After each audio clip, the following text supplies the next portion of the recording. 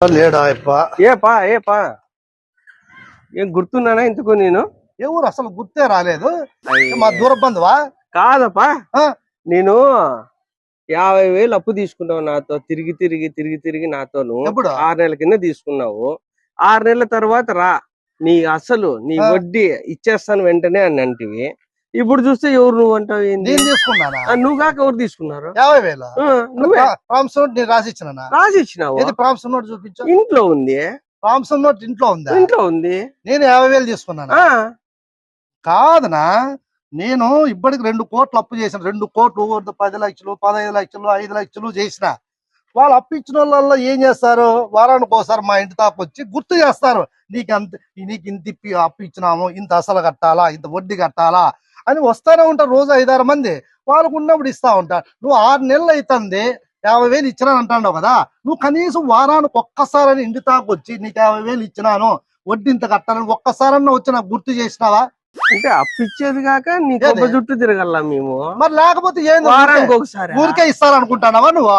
నీ ముష్టి 50,000 ఇచ్చినావు. నువ్వు 50,000 కట్టంటే 5 లక్షలు 10 లక్షలు 50 లక్షలు ఇచ్చిన వాళ్ళు వారానికి ఒకసారి వచ్చి నా దగ్గర ఇట్లా నిలబడుకొని ఇంత అసలు ఇచ్చినాము, ఇంత వడ్డీ ఇయ్యాలా అన్నా ఈ అన్నా అని ప్రతిమాలు రిక్వెస్ట్ చేసుకొని ఏదో తీసుకొని పోతాడు. నేను ఎంత ఇస్తా అంత. నువ్వు పోటుగా ఎప్పుడో 6 నెలల క్రితం వచ్చి ఇప్పుడు వచ్చి నువ్వు అసలు ఏమంటే ఎంత వద్దు కానీ చెప్పింది కదా. 6 నెలల తర్వాత నువ్వు అసలు వడ్డీ ఇస్తానంటివా లేదా? అవునా అంటాను. నువ్వు అన్నావా లేదా? నేను మర్చిపోయినానప్పా.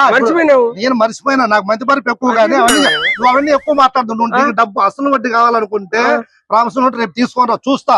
ఇంతకు ప్రామిస్ నోట్ నేనే సంతకం చేసినానా? అది నాదా? ఎవరు నువ్వేమైనా ఫోర్జరీ చేసినావా? అవన్నీ ఎవరు అవన్నీ మాట్లాడొద్దు. నీ మాటలు నువ్వు రేపు తీసుకుంటా మాట్లాడద్దు. నువ్వు చెప్తే విన్నా. ఇలాంటి వాళ్ళు ఇంతమందిని చూసినా ముష్టి 50,000 ఇచ్చిన ఏంది అంత అతి చేస్తాను నువ్వు? గానాకరాలు చేస్తే నా ముందర నువ్వు తమాచేస్తాను. ప్రామిస్ నోట్ తీసుకుంటా చూస్తా. ప్రామిస్ నోట్ నా సొంతకం అయితే మళ్ళీ ఒక 6 నెలల తర్వాత రా. అసలు వడ్డీ 6 నెలల తర్వాత వద్దు బా. వారానికి వస్తాను నాకు కనిపిస్తా ఉండు. నీ మకాన అసలు వడ్డీ పడేసి ఎక్కువ మాట్లాడదు. ఎక్కువ మనం మెల్లపోతు 50,000 ఇచ్చినావు నువ్వు. ఇంట్లో ఎంతవరకు వచ్చింది? ఇంట్లో ఏందన్నా ఆ బేల్దారులను లేబర్స్ ఏగలేక చచ్చిపోతున్నాము. పావుల భాగం వచ్చింది, ఇంకా 3/4 భాగం కట్టాలన్న వాళ్ళని. అయ్యయ్యో, నాకు 2 ఏళ్ళు పట్టా. నువ్వేం బాగా నాకు బీపీ షుగర్ లేదు సంకలు ఎగరేస్తా అంటు కదా. ఇంట్లో అయిపోయి నీ షుగర్ బీపీ 2 వస్తాయి. ఇది 2 ఏళ్ళు పట్టి నాకు కట్టే ఇంట్లో. ఎవడి పలికిమాలాడు ఇక్కడ వస్తున్నాడు. అబ్బా ఏమి ఎండలన్నా. విపరీతంగా వారమైంది పైన ఎండలు. ఏంటి తాగునా కాఫీ తాగు, జ్యూస్ తాగంటారు. ఇప్పుడు 10-15 ఇంట్లో తాగు ఇంట్లే.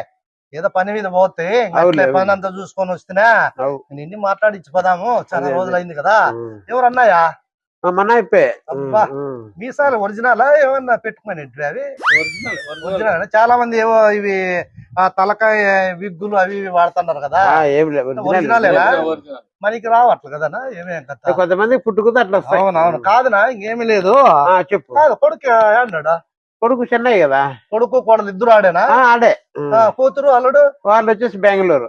కొడుకు పెళ్ళి ఎన్ని సంవత్సరాల? 2 సంవత్సరాలు అయిపోయా. 2 సంవత్సరాలు అయిపోయాయి కదా. కాదు కూతురు పెళ్ళి 3 ఏళ్ళు అయిపోయాయి. 3 ఏళ్ళు అయిపోయాయి కదా. 3.5 సంవత్సరం. 3.5 కదా. కొడుకు మీ కూతురు పెళ్ళికి వచ్చినానా 1000 పదాలు చదివించిన ఆయన. అవునవును. గుర్తుందా? నలుగు పట్టిన పేరు కూడా ఉంది కదా.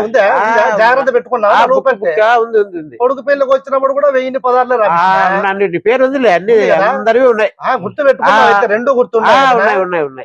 కాదనా సమస్య ఏమి లేదనా. నాకుండేది ఒక్కోడికే కదా. వాడు ఏం చేసినాడంటే ఒక వారం క్రితమా నాకు చెప్పకుండా వేరే అమ్మాయి అనేది ప్రేమించినాడంటే అయ్యో పెళ్లి చేసుకున్నాడా. Register marriage చేసుకున్నాడా. చేసుకున్న తర్వాత నాకు ఫోన్ చేశాడు, నాయన పెళ్లి చేసుకున్నాను అని నాకు ఫోన్ చేసినాడు. ఇంక నేనేదో గ్రాండ్ గా పెళ్లి చేద్దాము అని అనుకున్నా. వాడు చూస్తే పెళ్లి చేసుకున్నాడా. ఈ 15 సంవత్సరాల్లోనా ఈ 15 సంవత్సరం కనీసం అంటే నేను ఒక 500 పెళ్ళిళ్ళు పోయింటానా.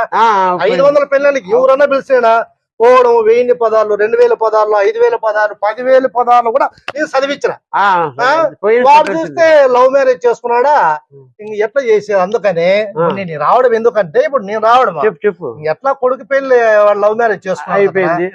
ఇప్పుడు ఏమీ లేదనా, నలుగురు రాసినాం కదా, నీ కొడుకు 1000 పదార్లు, నీ కూతురికి 1000 పదార్లు, మొత్తం 2032 రూపాయలు అవుతారు కదా. 1000 పదాలు అంతేలే. 32 రూపాయలు వదిలేస్తానా, ఆ 2000 అన్న ఈయన వసూలు చేస్తాను. అందరు తగ్గిపోయింది. ఇది ఎక్కడ ఇదేమన్నా పద్ధతిగా ఉంటుందా? పెన్నెళ్ళకి వచ్చినప్పుడు నేను నలుగురు పెట్టిన 100 పెన్నెళ్ళు పెయింటా, నువ్వు పెట్టింటావు.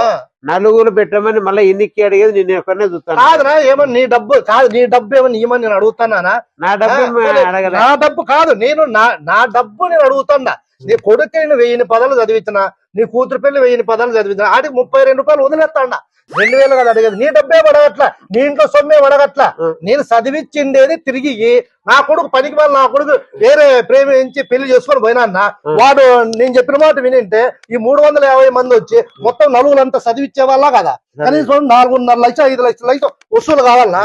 ఇప్పుడు ఏదో పోతాను అందరినీ వసూలు చేసుకుంటూ పోతాడా. అదే 2000. ఇప్పుడు సరేలే, నువ్వు 32 రూపాయలు వదిలిపెడతా అన్నావు కదా, నువ్వు 2000 ఉంది కదా, 2000 ఇమ్మంటున్నావు. అవును, నువ్వు ఫస్ట్ బిడ్డ పెళ్లికి వచ్చినావు కదా, నువ్వు నీ భార్య మీ వాళ్ళు వచ్చినట్లు పెళ్లికి వచ్చినప్పుడు ప్రొద్దున్నే మీరు టిఫిన్ చేసినారు. నేను ఒకనే తిన్నాను, నా భార్య ఇంత పొంగల్ చెప్పాను. 3 రకాల టిఫిన్ తిన్నారు. ఓ పూట తిన్న, ఒకటే దోశ కూడా తిని అది 150 రూపాయలు. ఒక దోశ 150. 3 రకాల ఇడ్లీ, పొంగల్, వడ, కేసరిబాత్ అంతా తిన్నా. 10 రకాలు చేసినారా? నేను మసాలా దోశ తిన్నా, నా భార్య ఒక ఇడ్లీ ఒక వడ నువ్వేం తిన్నావు? మళ్ళా మధ్యాహ్నం భోజనం, మధ్యాహ్నం పెళ్లి భోజనం, మధ్యాహ్నం పెరుగన్నం తిన్నా నేను అంతే. మధ్యాహ్నం 2 రకాలు ఉన్నింది వంటలో, 3 రకాల స్వీట్. నువ్వు ఎన్ని రకాలు చేసావు నాకేం సంబంధం? నేను తిరిగి 200 నా భార్య అయితే కడుపు నొప్పిస్తాను, నన్ను ఏమి తిన్నా. కూల్ డ్రింకులు, జ్యూసులు, ఫ్రూట్స్ 280 ప్లేట్. మేము తాగలేదు. తిన్నా కూడా 500 రూపాయలు మీరు తిన్నట్లే కదా. అట్లా లెక్కేసుకుంటే నువ్వు 500 రూపాయలు. పెరుగన్నానికి ఒక మసాలా దోశకి నీకు ఇంతకి 500 అవుతారు. ఎంతన్నా తిను, నీకు ప్లేట్ డబ్బులు కట్టినా కదా నేను. వాళ్ళ కేటరింగ్ 280, 2 ప్లేట్ ఎంత 500. ఇప్పుడు మేము డబ్బు తిన్నామని నువ్వు 500 తగ్గిస్తావా? అంతే కదా. 100 మంచి గొప్ప మనిషితో 100 రూపాయలు లేదు. ఇప్పుడు 100 రూపాయలు తగ్గించుకొని అదొక 100 ఇదొక 100 1800 అన్న ఫోన్ పే చేయనా? లేదు 1000 రూపాయలు కొడతారు. 1000 రూపాయలు మీరు ఇద్దరు తినేట్టు సరిపోతారు ప్లేట్ల ప్రకారం. 1000 రూపాయలు అంతే.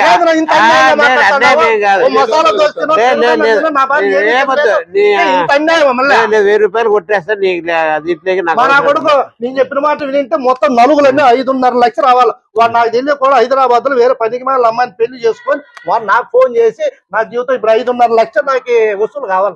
పంపించిన చూడు, 1000 రూపాయలు పంపించిన చూడు. 1800 సరిపోతాయిలే. అన్ని రకాలు మీరు తిన్నారు, భోజనాలు, టిఫిన్. నేను డబ్బులు క్యాటరింగ్ డబ్బులు కట్టినా కదా. మసాలా దోశ పెరుగను నా బాధ ఏమి తినలా. 1000 రూపాయలతో ఇట్లా పనికి మళ్ళీ పిలిచినావు పెళ్లికి. కాకపోతే ఇట్లా దరిద్రం నేను ఎక్కడా చూడలే. పెళ్లికి వేసిండే చదివింపులు లెక్క అడిగేకి వచ్చినాడు అంటే చూడు ఎట్లుంది. ఏందన్న ఎట్లా కాలం వచ్చిందన్న? ఎవరన్నా ఇతను తెలిసినోడే కదా, మనకు మామూలుగా బాగా పరిచయస్తుడే. ఇట్లా దరిద్రుని నేను ఎక్కడ ఇది ఫస్ట్ టైం చూడడం. నేనంత ఇట్లా నలుగురు ఎన్నిక అడిగినా దేవుడు ఇంతవరకు అట్లా దరిద్రమని ఎక్కడ చూడలేదు. నేను అడిగింది ఇదేనా ఫస్ట్ టైం. ఇంత దరిద్రుని ఇంకా నేను చూస్తానో చూడలేను కూడా. కొడుకు కూడు కూడా పెట్టాడు ఎప్పకి.